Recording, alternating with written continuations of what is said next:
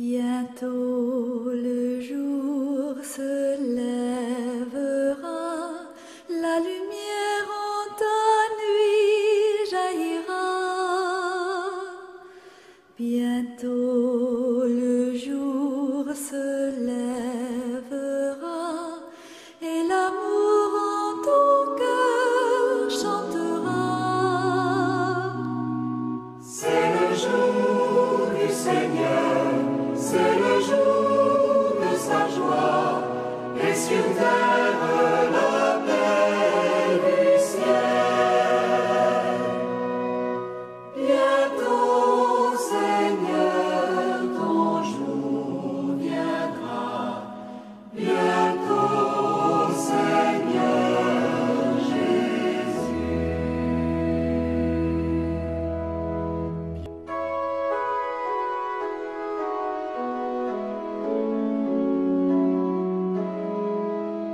Chers téléspectateurs, chers internautes, bonjour.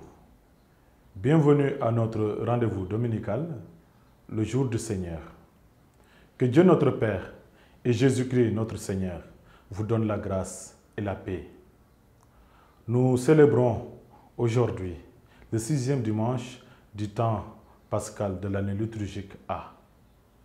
Pendant que les deux lectures évoquent les dimensions ecclésiales et universelle de l'Église, l'Évangile, quant à lui, annonce une autre période de l'histoire du salut et nous prépare à la vivre avec foi et en toute responsabilité.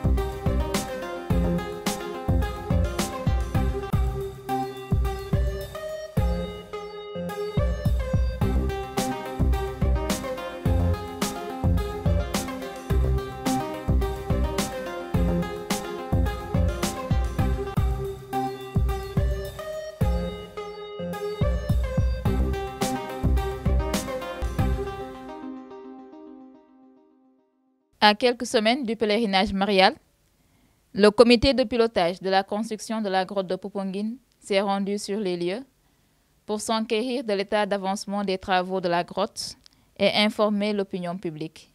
C'était le lundi 8 mai 2023. Suivons l'élément.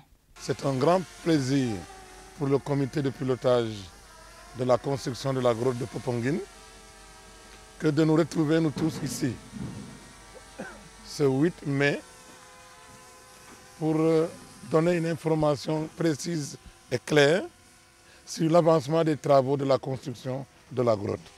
Pour rappel, C'est dans la lettre circulaire numéro 10 du 14 août 2022 que l'archevêque de Dakar, son Excellence Monseigneur Benjamin Ndiaye, a donné ordre au vicaire épiscopal chargé de la liturgie de travailler avec la Légion de Marie pour mener une campagne de recherche de fonds à hauteur de 100 millions, de sorte que la grotte qui était là puisse être entièrement renouvelée.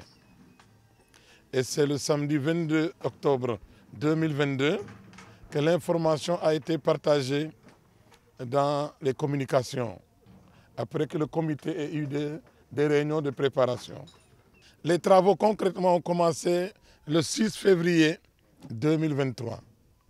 Depuis lors, l'architecte Mme André Diop Després et l'entrepreneur M. Batista, représenté ici par M. Mbeng, ne ménagent aucun effort pour que le délai qui était décidé au départ par l'autorité de Dakar, son Excellence Monseigneur Benjamin Ndiaye, puisse être respecté, c'est-à-dire le lundi 29 mai 2023, à l'occasion du prochain pèlerinage de Popenguine.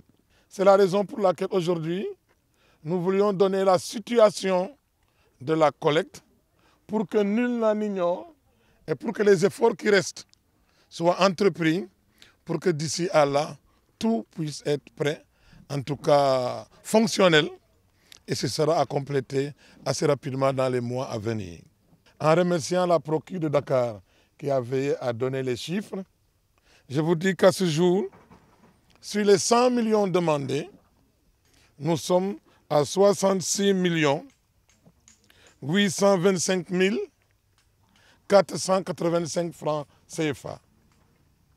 Et comme les travaux ont commencé depuis le 6 février, comme je l'ai dit tout à l'heure, nous avons eu à dépenser 47 436 610 francs.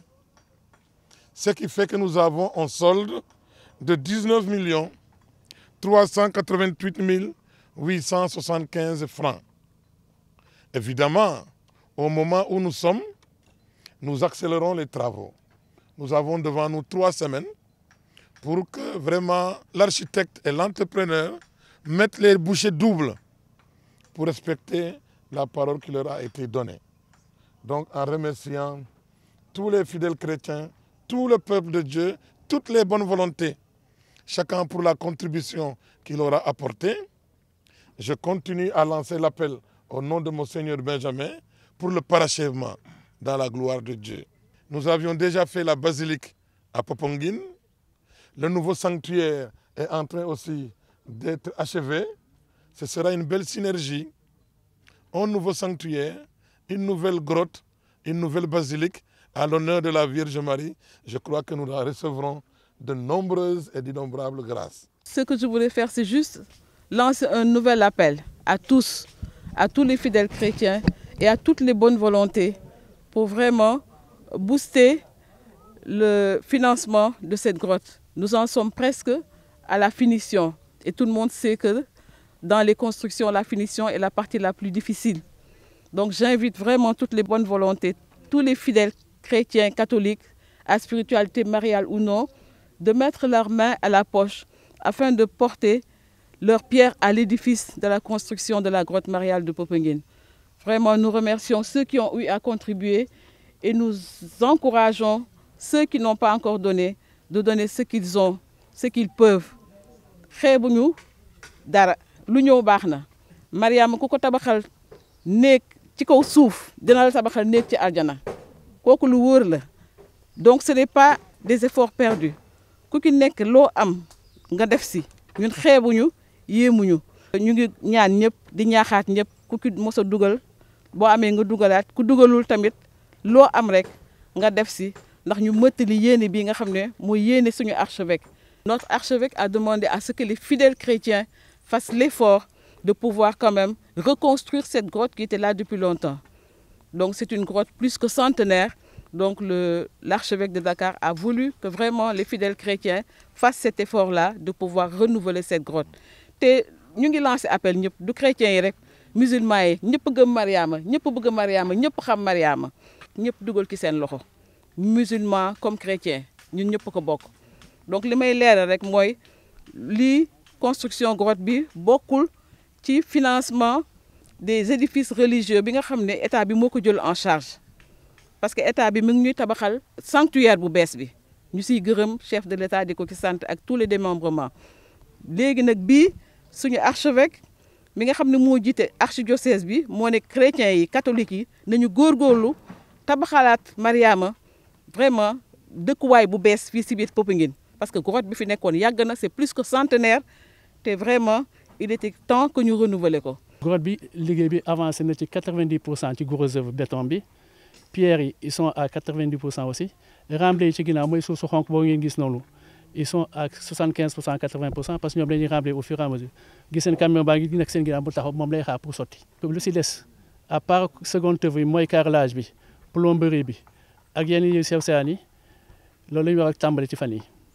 banc yi dañ ko war a liggéey tamit mais comme que banc yi ci rayon la ñu koy tracé parce que ci suuf si da ngay tracé parce que forme bi c'est arrondi loo xam ne dafa mel ni comme leket mënoo xëy rek kii il faut nga defee point de base repère pour nga mun ko génnee loolu moo tax laa waxtaanoon tey ak entrepreneur bi mu ne dañu ko jéem a tàmbalee ci fan yi fii ak cérémonie bi gros œuvre na pare lépp lu ñu mën a def ñu ngi xeex ak moom pour ñu pare ci 3 semaines yi mooy banc yi ak yeneen liggéeyu sew sewaan yi mais xam nga chantier bu paree tamit tu as des choses yoo xam ne booy réceptionné tamit di nga amee réserve yoo xam ne 15 jours après nga koy levé parce que dina tombé ak pèlerinage bi dinañ ko arrêté fan yooyu bu passé nag ñu jekkali ko yëpp mu jeex tàkk pèlerinage bi moom dinañ fexe bi nga xam ne lépp lu soir am ku ñëw di nga jàkkaarloo ko vitrage bi sax dinañ ko teg jamono boobu fi grotte bi di nekk Mariama yi fi ñu ko war a teg dina fekk nga ñëw boo leen ñëwee di ngeen fekk vitrage bi yëpp tegu ci ko am.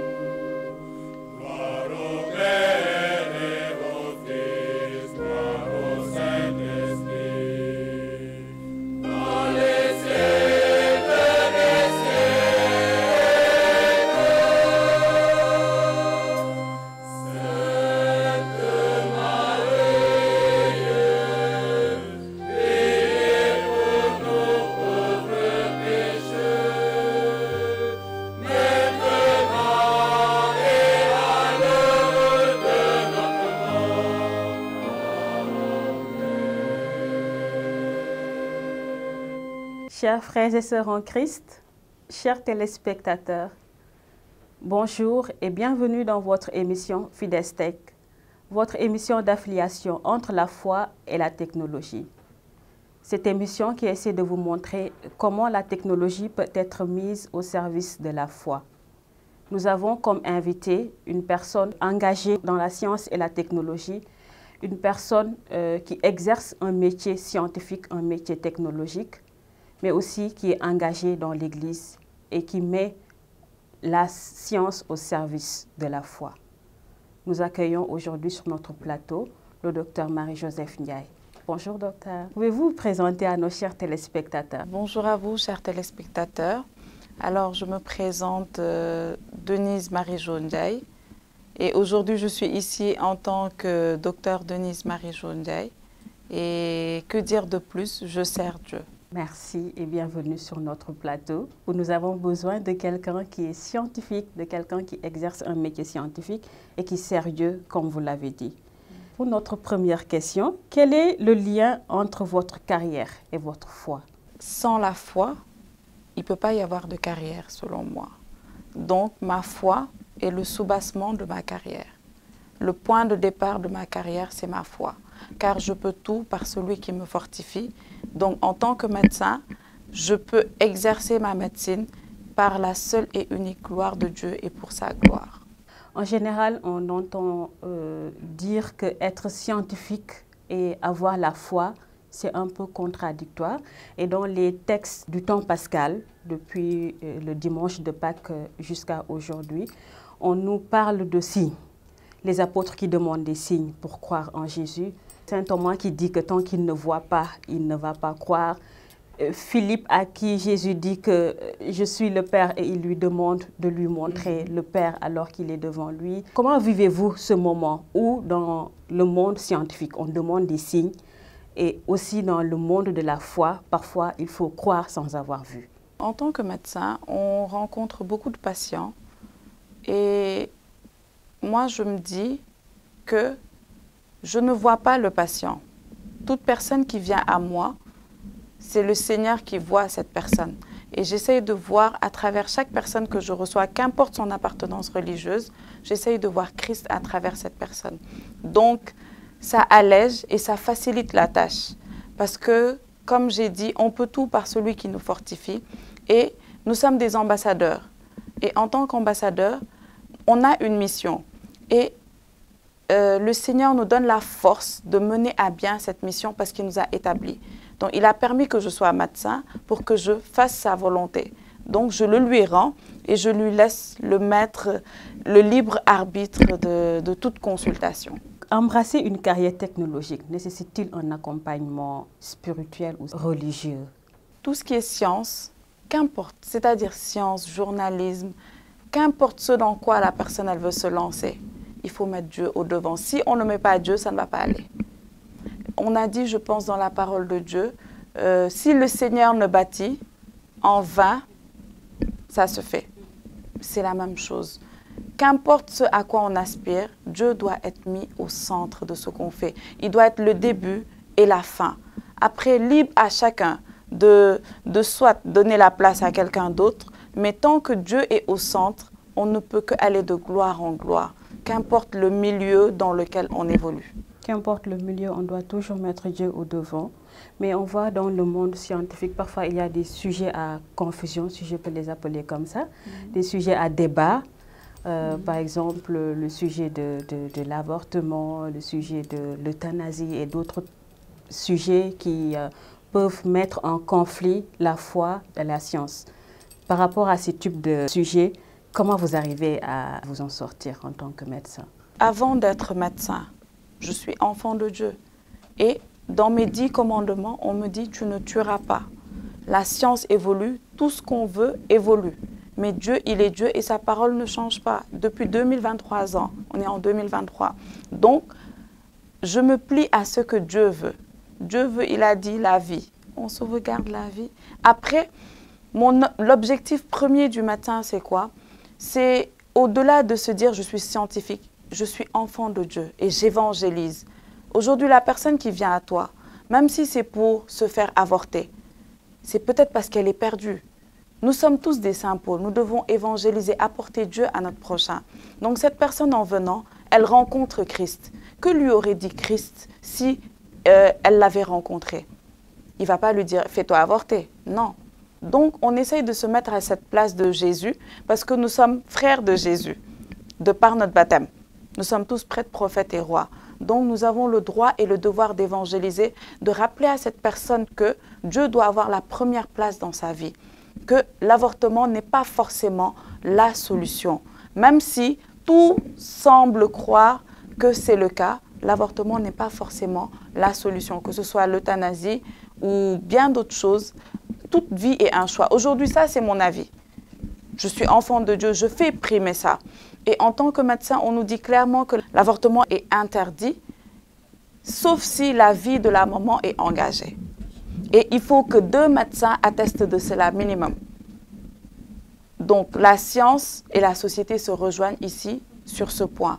Donc pourquoi forcer le destin? Et après, il faut savoir que beaucoup, excusez-moi du terme, beaucoup ont des rapports sexuels. Beaucoup sont mariés depuis plus de 5 ans. Ils n'ont pas d'enfants. Aujourd'hui, tu me diras, par hasard, la personne tombe, bim, elle est enceinte. Ok, il faut faire une introspection, se dire pourquoi le Seigneur a permis. Peut-être que cet enfant, c'est le futur président, c'est le futur pape, c'est le prochain évêque. Qui sommes-nous pour ôter la vie? Parce qu'aujourd'hui, ôter une vie, c'est bien, hein? C'est un choix de vie. Parce que c'est sa conscience et Dieu. Mais aujourd'hui, ça nous engage, nous tous. Aussi bien la personne qui a recommandé, aussi bien l'ami qui accompagne, aussi bien le copain qui demande non, il faut le faire, aussi bien le médecin qui opte pour cela. Donc, il faut qu'on soit conscient de chaque acte que nous posons. Et quand il y a un choix à faire entre la profession et Dieu, on choisit Dieu.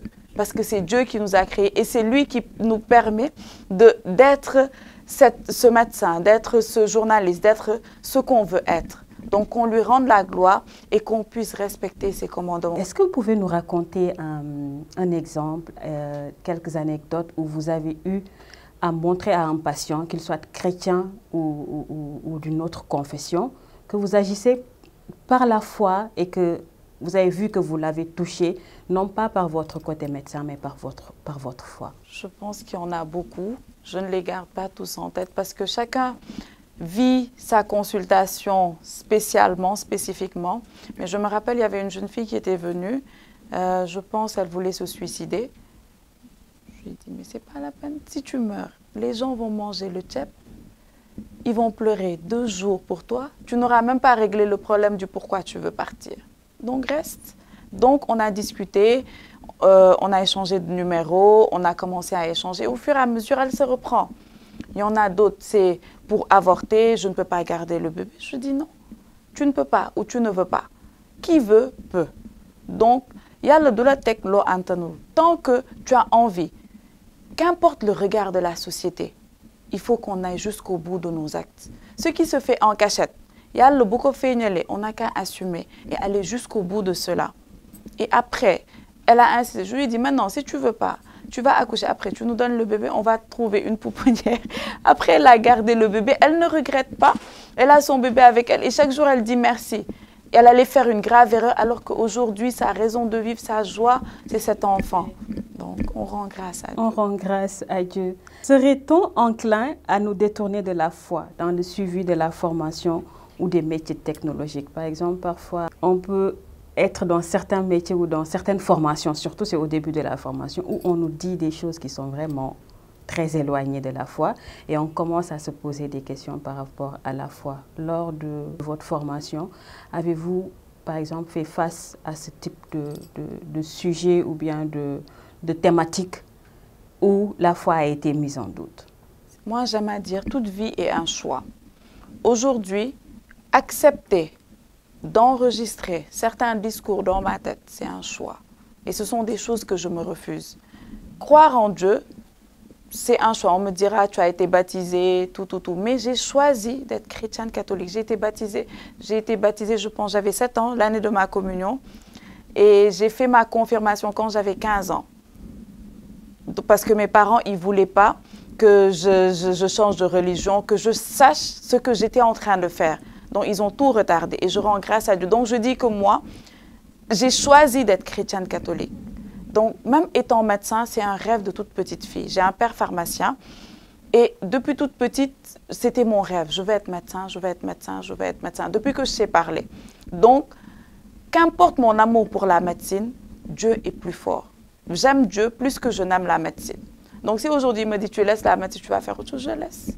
Donc, ma priorité, c'est Dieu. Étant donné que votre priorité, c'est Dieu, pouvez-vous nous dire dans quelle mesure vous servez l'Église et vous mettez votre personne ou bien votre carrière au service de l'Église? Je suis responsable du groupe de prière Les Enfants de Marie et Joseph, qui organise la nuit du couple pour prier pour l'institution du mariage, la nuit du travailleur, les journées de l'entrepreneur catholique dont nous sommes les initiateurs.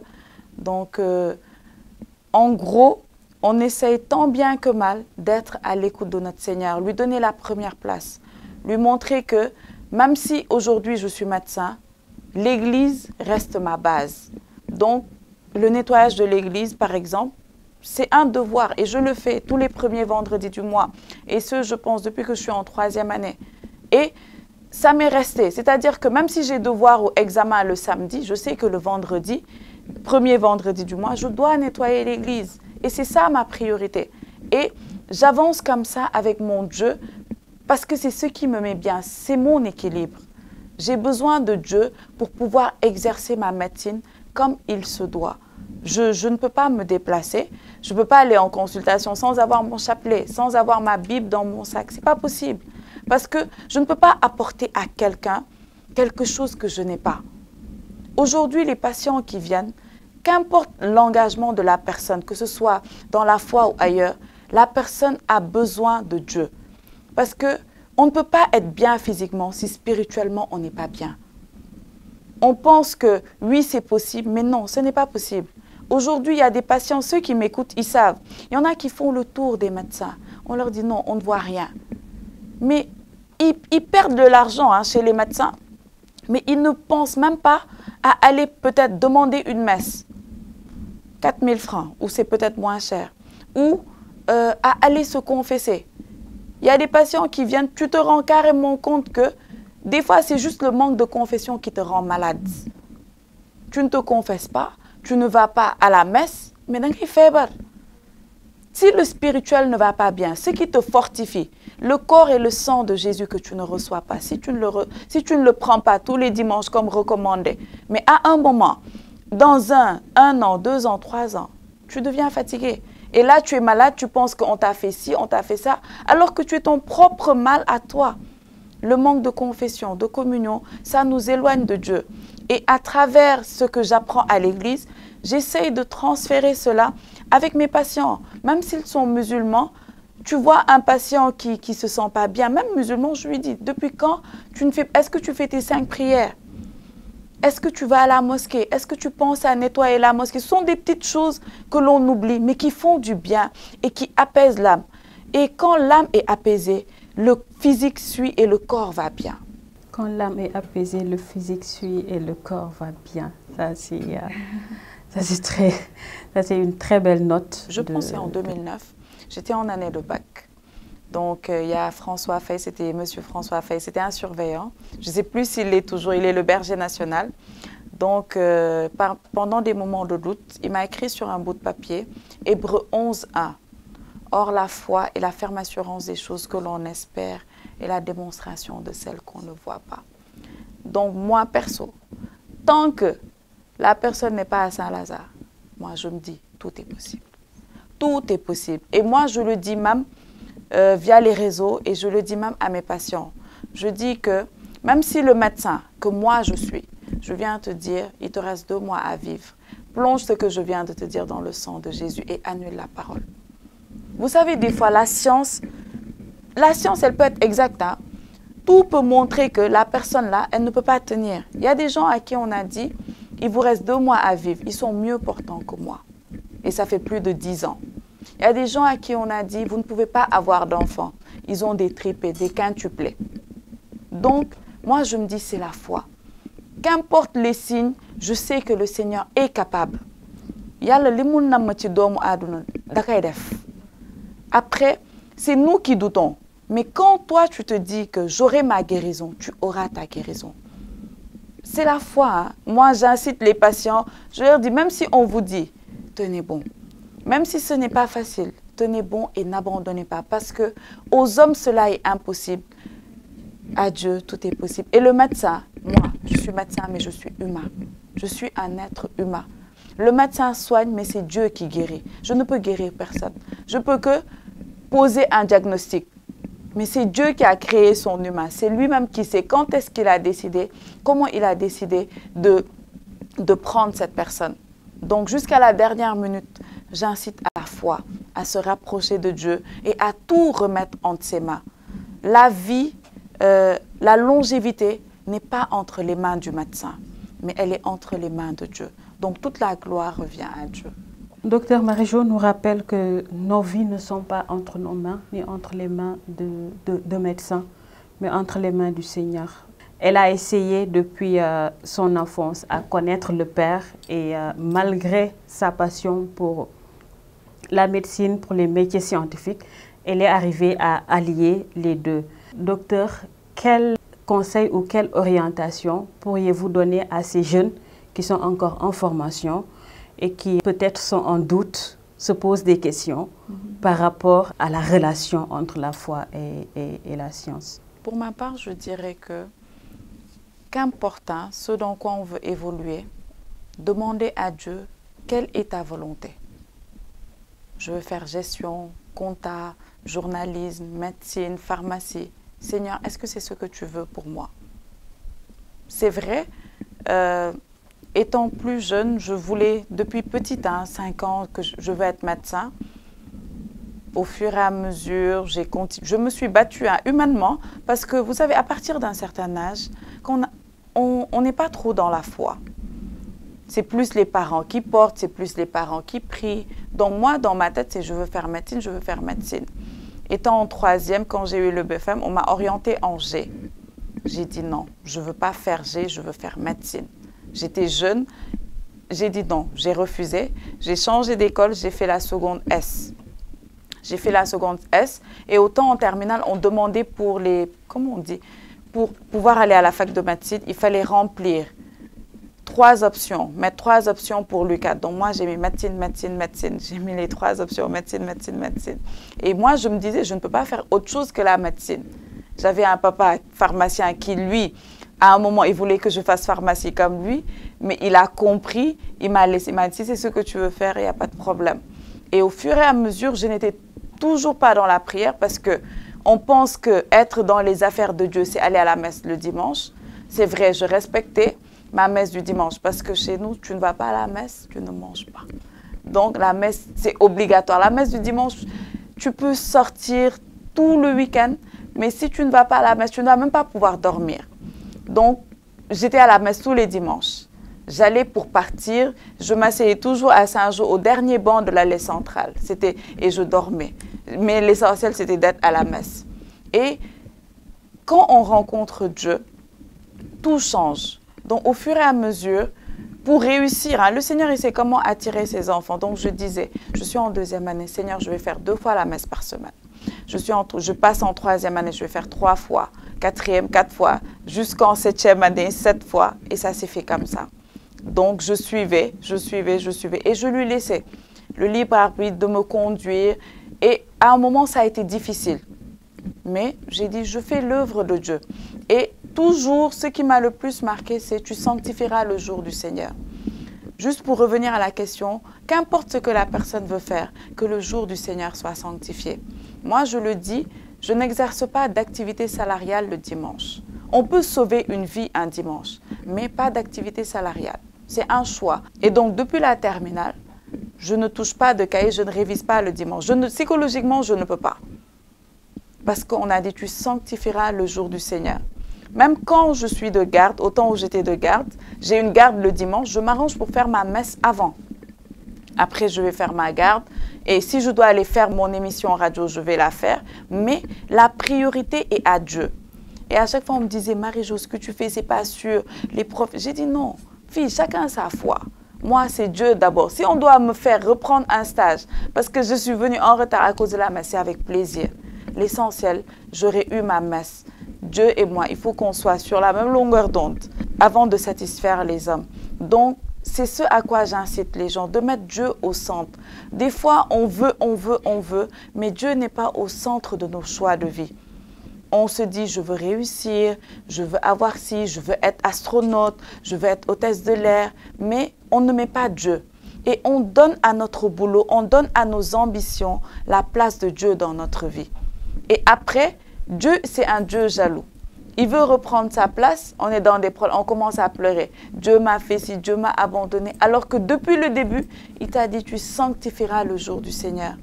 Des fois, on est dans des instituts, plein de choses qui font qu'on n'arrive pas à aller à la messe du dimanche. Mais on arrive à aller à un examen le dimanche. Qu'importe, c'est une organisation. La messe, Dieu doit primer sur tout. Dieu devant. Après, le signorec bonus là. Parce que comme je dis, que tu sois professeur agrégé, que tu sois médecin, à Saint-Lazare, on ne met sur la tombe de personne professeur, docteur, maître. Non, ça chapelet avec ce Bible, moi, là, top. Donc, pourquoi ici-bas, dès à présent, on se fatigue?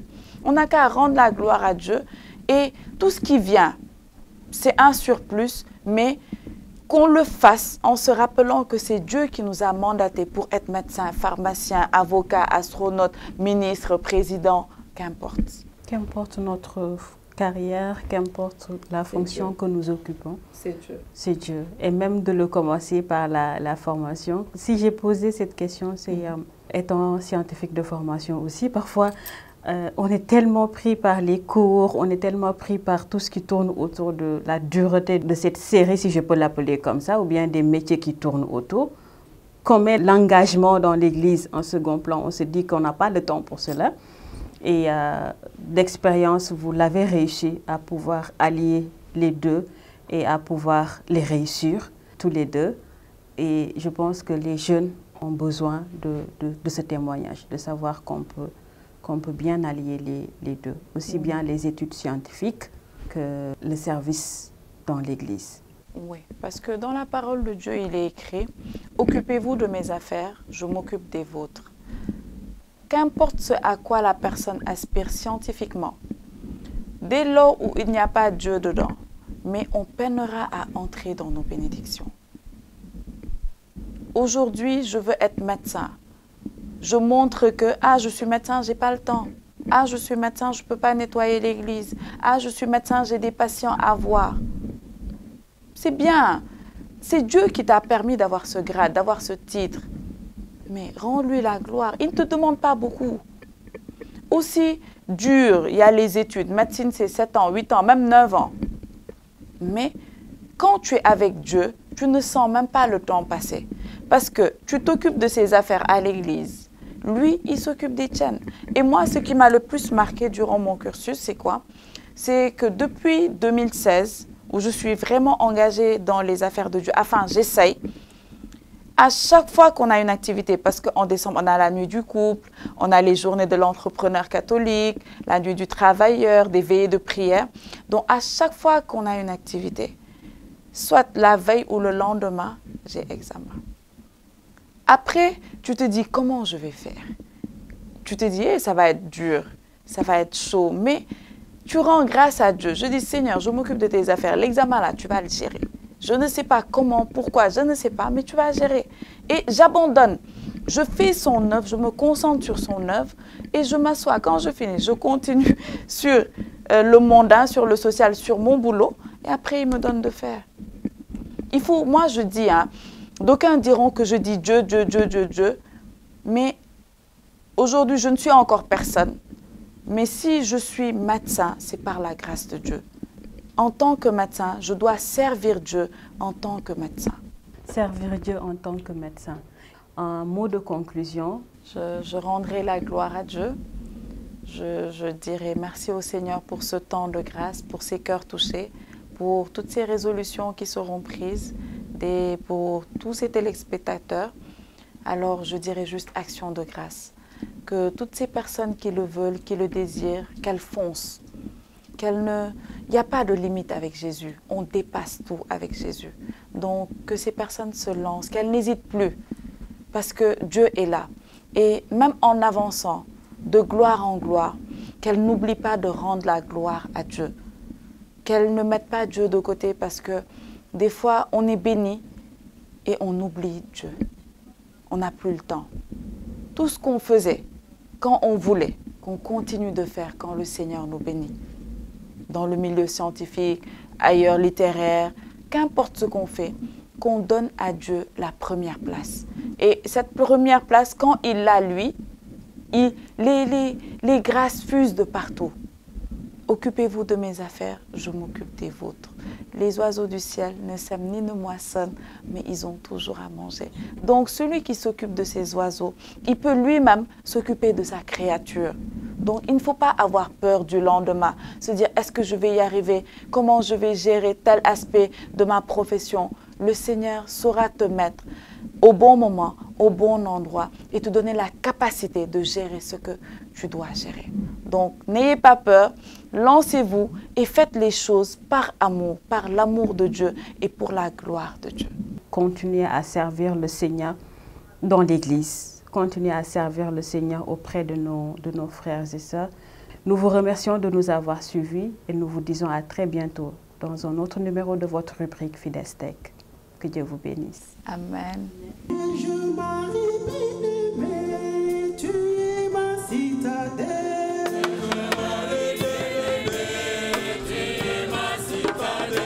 Sainte Mère du Sauveur, tu es mon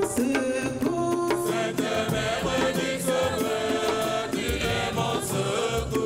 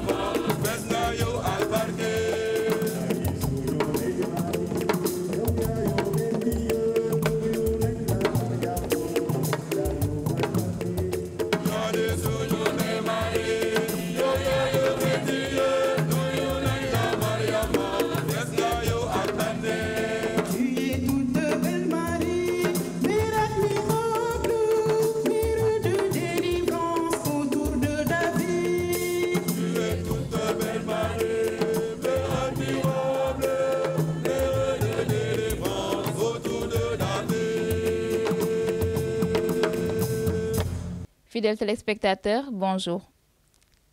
En prélude à leurs activités respectives, à savoir l'Assemblée générale Anima Una de la Congrégation des filles du Saint-Cœur de Marie et le concert Sargal Mariama de l'ADAC, de la paroisse Sainte-Marie-Madeleine de Mbao, nous avons le plaisir d'accueillir sur le plateau la sœur Reine-Marie Badiane et monsieur Oscar Dior, respectivement de la Congrégation des filles du Saint-Cœur de Marie et de la paroisse Sainte-Marie-Madeleine de Mbao.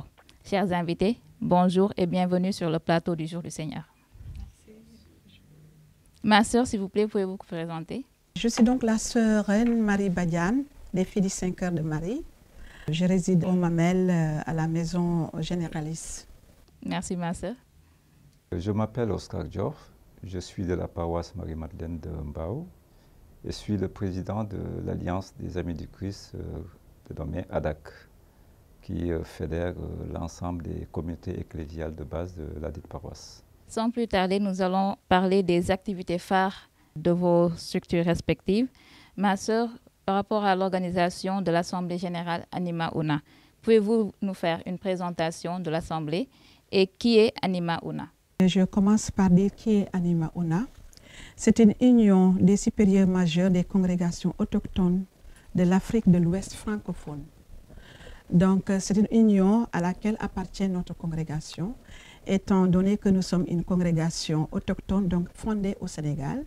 Donc, les congrégations fondées en Afrique de l'Ouest, en Afrique francophone, elles se retrouvent dans une union appelée Anima Una, ce qui veut dire une seule âme. Et cette union regroupe actuellement 15 congrégations qui sont issues des pays de la sous-région tels que le Bénin, le Burkina Faso, la Côte d'Ivoire, la Guinée-Conakry, le Mali, le Togo et le Sénégal.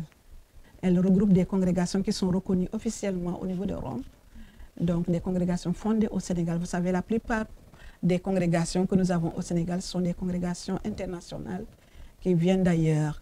Mais la spécificité est que nous, ici au Sénégal, nous sommes fondés à Dakar même, en 1858.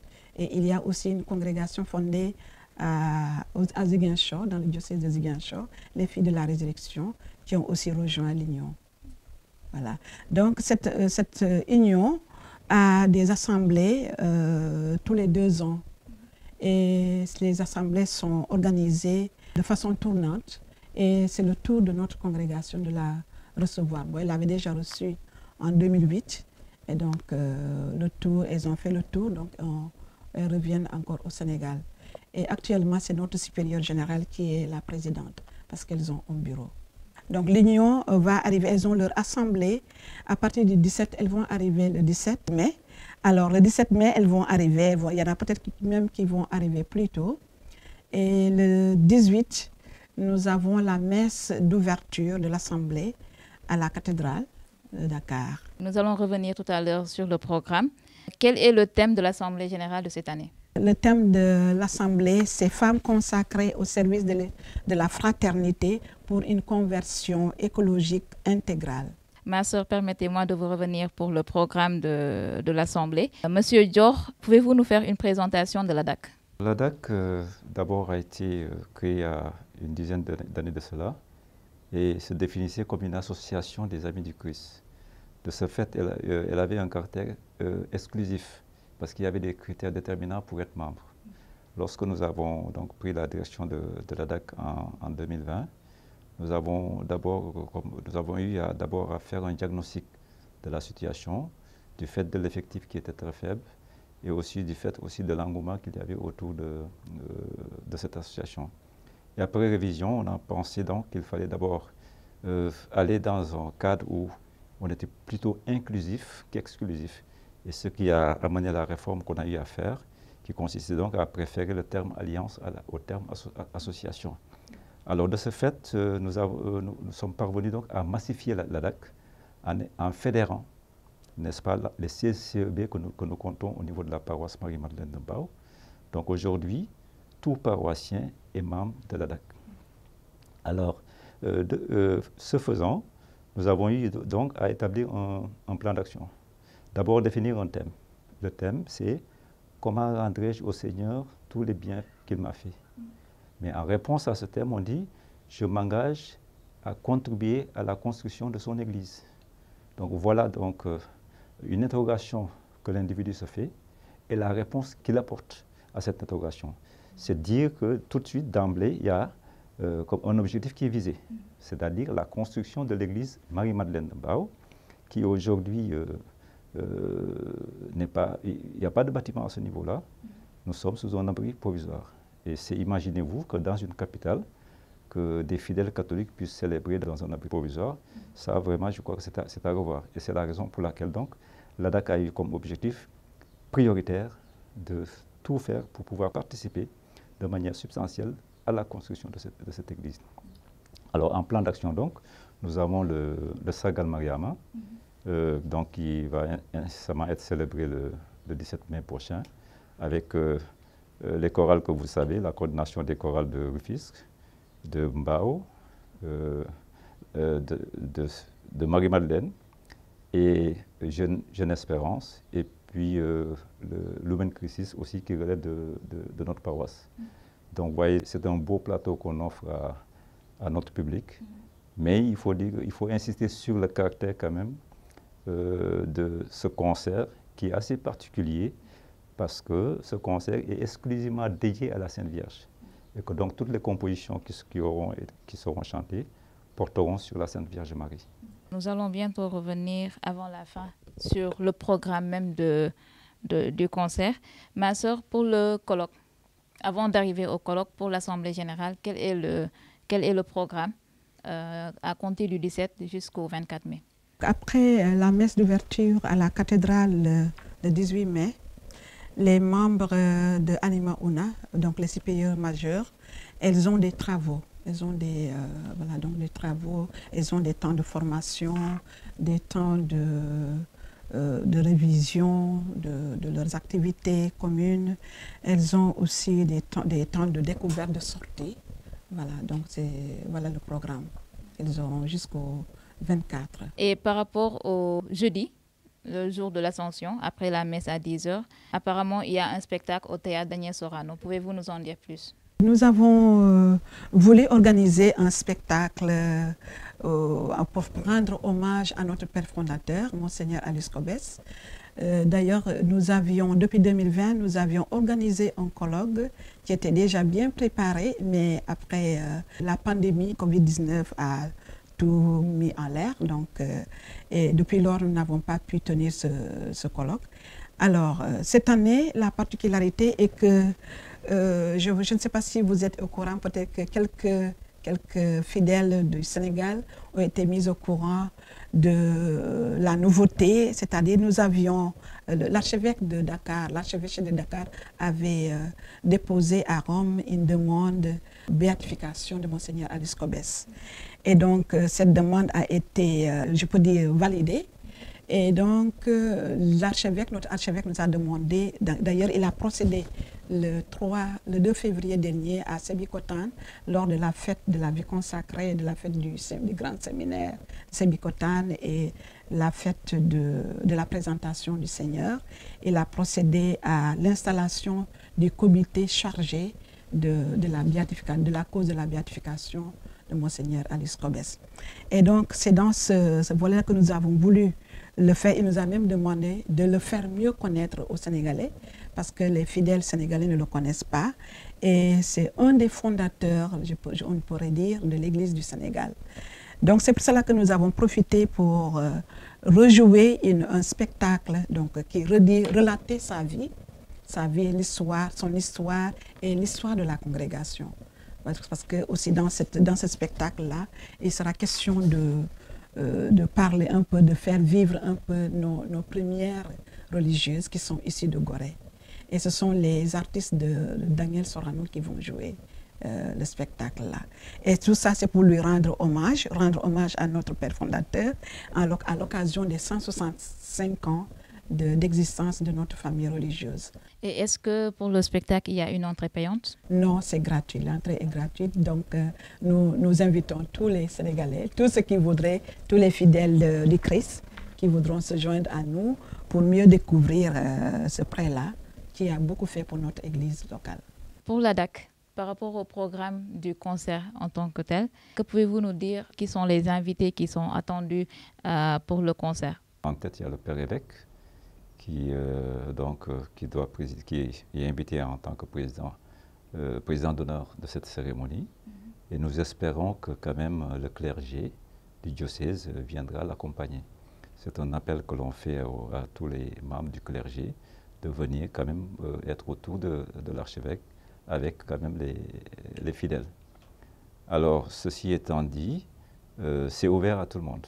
Et nous attendons quand même tous les membres du diocèse, les fidèles du diocèse, à venir soutenir notre paroisse afin que nous puissions sortir, n'est-ce pas, de ce taudis, passez-moi l'expression, pour pouvoir enfin disposer d'une belle demeure de Dieu parmi les hommes. C'est un objectif, c'est une priorité, et je pense que nous parviendrons à cette réalisation si vraiment tout le monde s'y met. Et que tout un chacun avoir une part de responsabilité par rapport à ça et participer à la réalisation de ce projet. Donc nous lançons un appel à tous les fidèles du diocèse et aux bonnes volontés qui pourraient nous aider à parvenir à réaliser cet objectif. Le message est bien passé. Pour rappel, le concert se tiendra à la paroisse Sainte-Marie-Madeleine de Mbao et ce sera à la veille de l'Ascension, à savoir le mercredi 17 mai, à la paroisse Maine à partir de 21h.